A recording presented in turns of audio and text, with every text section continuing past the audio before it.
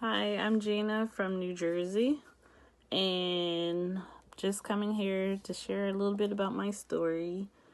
My son, Kier, was diagnosed with stage 4 osteosarcoma on June 7th, 2019. Hi, I'm Kier. I'm 9 years old. I like playing with Legos. I like playing games. And I like watching movies. My favorite movie is The Lion King and A Dog's Purpose. I'm battling stage 4 cancer, osteosarcoma. God give me hope that I can beat it. How this all came about, I got a phone call around 11 o'clock that morning. My son had just went to school during field day. Then I was playing a game with all my friends. And then when I fell, I heard a crack, and then it was hurting badly. And then one of the guys brought me to the nurse office. And then the nurse said my leg is swollen. And his nurse called me and said that I need to come pick up my son. He had fallen at school. So then by the time I reached the school, his nurse is like, "Mom, his leg is swollen and you need to take him to the emergency room." So we went to the emergency room. They did all types of scans, tests, blood work, and stuff like that. So the doctor had pulled me out the room and she was just like, "Look at the scans." So when I looked at the scans, it looked like a cloud burst in my son's leg. And I'm like, "That doesn't look right." And she was like, "Yeah, I know." She was like, "And this is a problem." So she was like, "I'm no specialist, but this looks like either leukemia or primary bone cancer." So his blood work had came back and she was like, "I'm going to rule out leukemia, but this looks like primary bone cancer." She said, "I'm no specialist, but I can refer you to one." So from that hospital, we got transferred to Bristol Myers Squibb in New Brunswick. And the doctors there, they were just calling it a tumor. They were like, "Yeah, we see there's a tumor in your son's leg, but we need to get a biopsy to further tell what type of tumor it is." So like 3 days later, we got transferred to another hospital in Newark. And they did the procedure, the biopsy, and the doctor, after I guess they did their tests and studies, she came to me and was like, "Yeah, your son has osteosarcoma." When I first found out I had cancer, I was like sad. I never wanted cancer. So now we went back to Bristol Myers Squibb, which is in New Brunswick, and they inserted his port and they said, "Okay, it's time to start his chemo plan." So they gave me his map, and he had a total of 29 weeks of treatment. And 1 week was for his surgery for his leg. So, with that being said, when they started his treatment, they started him off on, I believe it was methotrexate. If I believe they started off with methotrexate. Then I went to the hospital. They gave me chemo. So, with that being said, now I resorted to Google and Facebook and all types of groups just to figure out information. Like what was the outcomes and how do I go about things, and is this the right plan for me? Like, because now I'm confused. I'm in like a state of shock and I just can't believe it. Like, my son has cancer. Like, it just doesn't sit right. So, when he started his treatment, he, like I said, he started off with the methotrexate, and we stayed in the hospital for the week, while he makes sure it clears the system. And then we had the next week we had cisplatin and doxorubicin. That did not sit well with him. He threw up often with that. Um, It made me feel nausea. what else? And then they and then as soon as we went home, the nurse brought medicine so I won't get nausea. Then we got sent home with like Zofran and Vistarol to keep his nausea at bay. And his hair began to fall. And that's when reality like really set in, like my son really has cancer.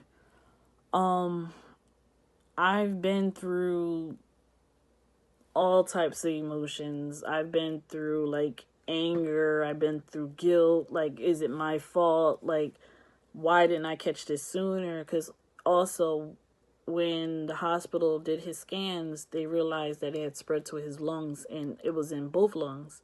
So I was just like, how come I didn't catch this sooner? But then my son, he either he has a high tolerance for pain or it just wasn't showing no symptoms. Like I didn't notice anything. Um and he never came to me saying like, "Oh, I'm in pain," or "Oh, this hurts." And if he did, the doctors, they don't test for cancer, like, you know. So with that being said, like it was a lot of emotions. It was a lot of emotions, and throughout all of this, like it's an emotional roller coaster, and I'm ready to come off. Like I'm seriously ready to come off. Like it's draining. It's I can't even put to words how all of this is. I can't. Um so overall, my son has finished all his treatments. He went through all 29 weeks. In between time, he did a limb salvage surgery, which they took out his bone from his right tibia and replaced it with a growing rod. So every so often when he grows, he has to get it extended. Um But from that surgery, we did the first original surgery, which was 8 hours and 45 minutes, and I want to say I cried all seven. Like it was too much. Um, and that was August. That was in August, and then September they had to go back in his leg because the site was still continuing to drain. And they had to clean it out, make sure there's no bacteria or anything brewing in there. Um, and then throughout this whole journey, we've been fighting fevers, and it was like I never had time to be home. And if I did go home, it was like 1 or 2 days. And I miss my bed. Like, I seriously miss my bed. Um, Yeah, it's like, and then with that, with him getting fevers, he would have to go back in the hospital. And then they'll put him on antibiotics for 3 days, cefepime, and to make sure like nothing is growing because he has a port, which is a central line that goes to his heart. So it was just stress. Like I was never home. Um, how did I cope with stress during this whole process? Looking at him and him smiling, it kept me going. Like, it kept me reassured, like, okay, he's fine. He can get through this. I can too. And then when I needed a moment, I would take a shower and release everything that I had for that day. And this helped me.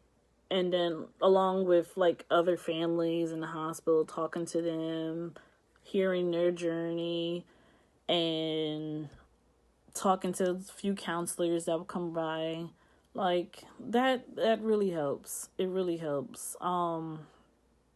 I don't advise nobody to be I don't advise nobody to keep everything bottled in because it will eat away at you.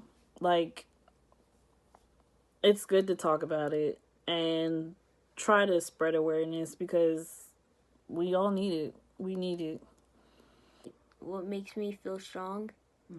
That I'm battling cancer, and the cancer's like, it's like it's running away, and I'm like fighting it. He keeps me going. And people say, "Oh, you're strong. You got this." No. I mean, yeah, I've gotten this far, but it's been a journey, and I pray. I mean, I keep faith alive. Faith is what carried me through. Him is what carried me through. Like, that's how I've gotten this far. As far as cancer and this whole COVID-19 situation, this is our normal. Like, being quarantined, this is our reality. Like, this is what we've been doing for the past 10 months, and this is how we go about life. So it wasn't really nothing new to us. And as far as finance, like, all that was already affected way before COVID hit. What I am scared about this COVID-19 pandemic is that my son is immunocompromised. And with that being said, like, he's easily to get sick. He's easily to catch whatever COVID is. And I'm scared for myself because if I should catch it, more than likely he's going to catch it because I'm his only parent that's here, that's active. And I don't have anybody else to where I can send him to for me to even get better. So that is my scare. So for us, during this whole COVID situation, we stay home. We don't go anywhere. I just feel sad that I can't do anything. I can't go outside. I can't visit anyone, and I can't go have fun. I will stay home and wash everything, wash my hands, so I won't catch it. If we can get somebody to do shopping for us, somebody's doing shopping or running errands for us, somebody's doing it for us. And then leave everything at the door. And then I'm coming, wiping everything down because I'm scared to catch it. Like, I'm scared for us to have to go through that. How are we taking care of ourselves? We're just we're living life one day at a time. We stay home, we stay out of harm's way, and we just do it, What gives us hope? Faith, keeping faith alive, praying that God keeps COVID away from us. We're due to go back Thursday, which is the 23rd of this month, April, to have surgery done. And I'm praying for both of us for when we go back into that hospital, we don't come near anybody who's carrying it or handling it. Like, I'm praying. But like I said, keep hope alive, keep praying, and spread awareness. People, stay home. I mean, it's the only way to get through this. Everybody stay home and stay safe. Have a good time. With that being said, everyone stay safe.